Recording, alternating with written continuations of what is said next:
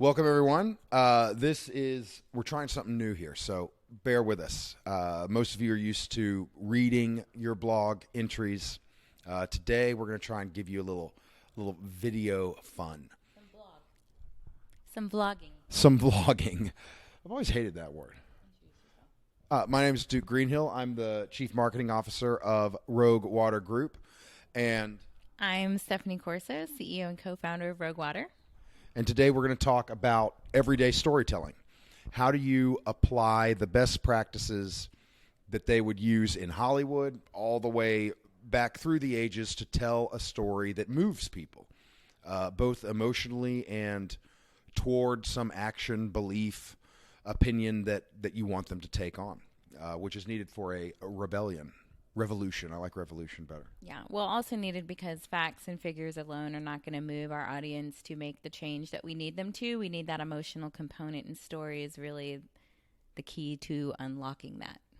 In fact, human beings don't use reason at all to make decisions. We're emotional animals. We make decisions emotionally and then seek out the fact to support the decision we've already made, but that's a vlog for another time. Let's dive in, yeah? Get in. Yeah, you guys know who I am. But what is story anyway? When we say storytelling is the way to emotion, and emotion is the way to getting people on board with your message, what do we mean when we say story?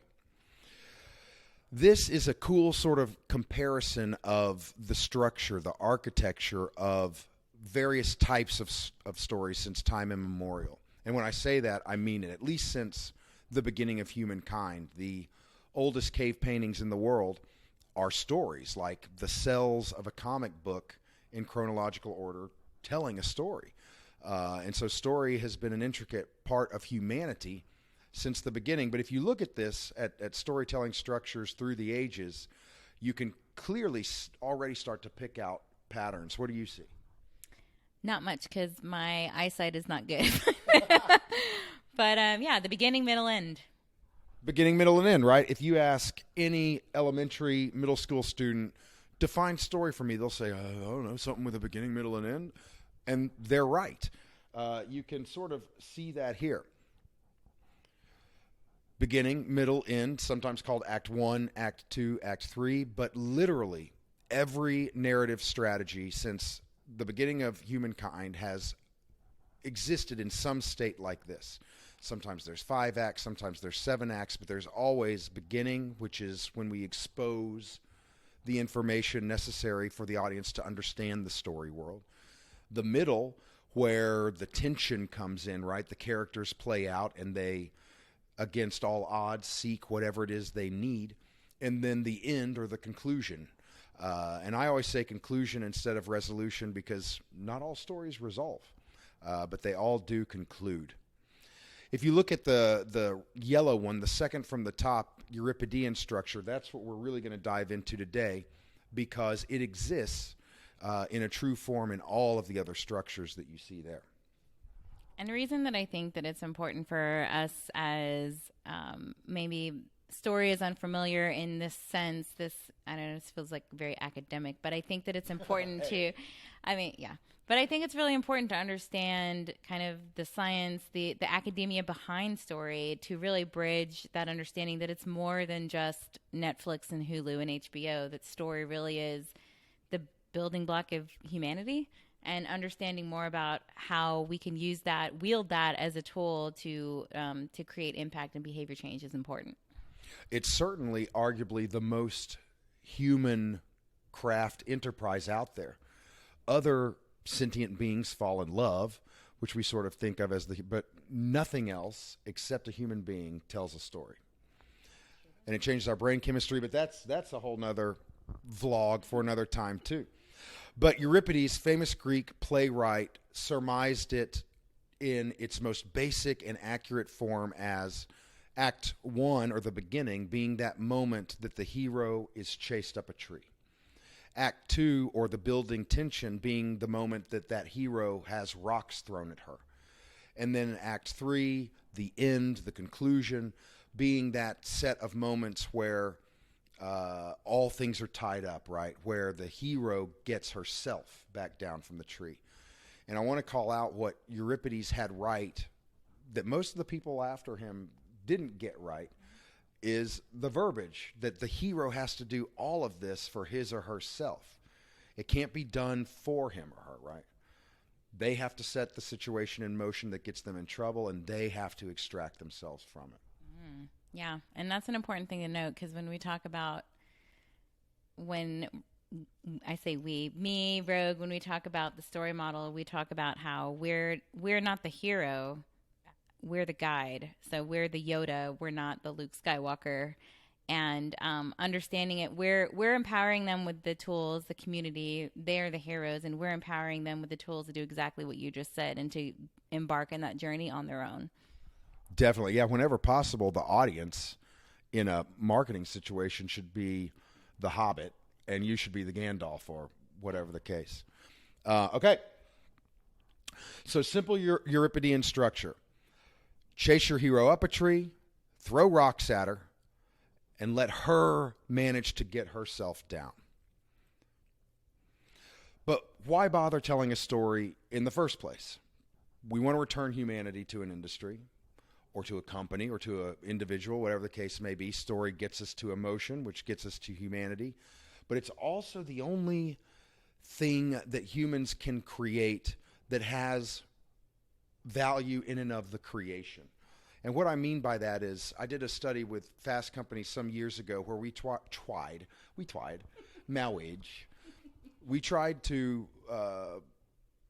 quantify the monetary value of a story.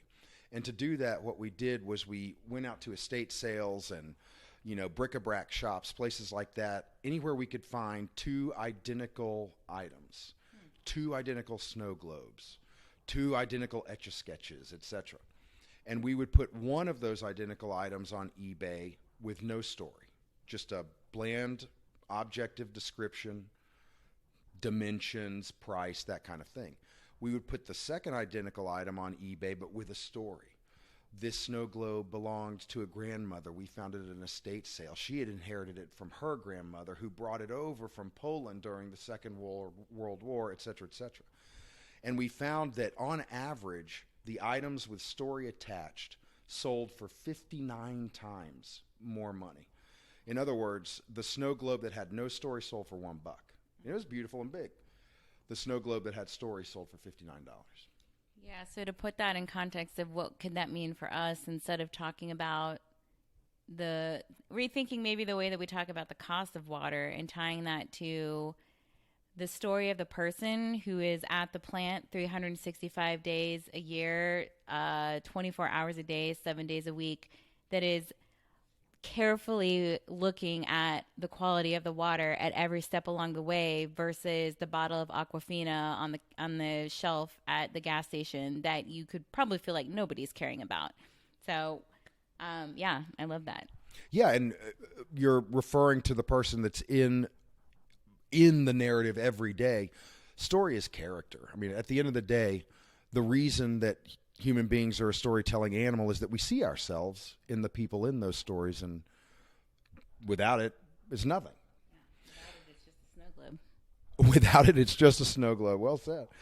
So I always like to point out, too, that everyday storytelling can be short. It can even be static, a still image. And I feel like I always have to point this out because communicators, even professional communicators, will hear what we just said and go, yeah, that's great, if you're writing a 3-hour play or an hour-and-a-half film or even a 30-minute TV episode, but it can be done in a single image or less than 6 words, I guarantee you. And I can make that guarantee because this gentleman here, if you don't recognize him, Ernest Hemingway, proved that you can do it in 6 words or less. As the story goes, Ernest was at his home in Key West, was at his favorite bar, and a bunch of sailors came in. And they got a little drunk, a little rowdy, and one of them challenged Hemingway by saying, I bet you can't write a story that will make me, a hardened sailor, cry in 6 words or less. Hemingway, without missing a beat, took him up on the offer, grabbed his favorite pen and a cocktail napkin, and I got to warn you all at home, it is a little sad, these 6 words. Like, he did his job, Hemingway. But he wrote these 6 words on that cocktail napkin: for sale, baby shoes, never worn. And those sailors started to weep. And you could bring yourself to tears if you look at those 6 words and imagine what's between them, right? What happened? The mother, the baby, etc. I won't dwell on that. But 6 words, decidedly a full beginning, middle, and end story that elicits tremendous emotion. Now, in a static image, here's an ad for Lego, and what it does is use a technique called eye trace that they use in graphic design to bring our eye in from the upper left, which is where Westerners begin to read a page, and so where eye trace normally starts for most people. And it draws us down to this child playing in the middle of a half-finished Lego astronaut. Already we begin to tell ourselves a story, and already we're aware that this child dreams of becoming an astronaut. The next move our eyes make is to this golden helmet. It's the only metallic, bright sort of color, round in the image, so it immediately draws our eye. And it's no accident that the child's head and the helmet are laterally even, both round, because now what they've managed to do is say this child dreams of becoming an astronaut, this child will become an astronaut. In parentheses, thanks to Lego, right? This sort of unfinished arc of the shoulder brings us back out of the image into the white space, sometimes called the negative space, which allows us to see the whole thing one more time before, where do you think Westerners exit a page? At the bottom right where the logo is. Right? That's the last thing they want us to see before we leave the image, the advertiser's logo, and boom, a story in a single static image. Well, Duke, I think you've blown some minds. I think we should let them process before we get into the hacks. I think that's a good idea. Stay tuned, and forthcoming will be 10 Hollywood hacks, easy ways to take the sort of secrets of storytelling back to you, your organization, and use them to make a difference. Thank you all for joining.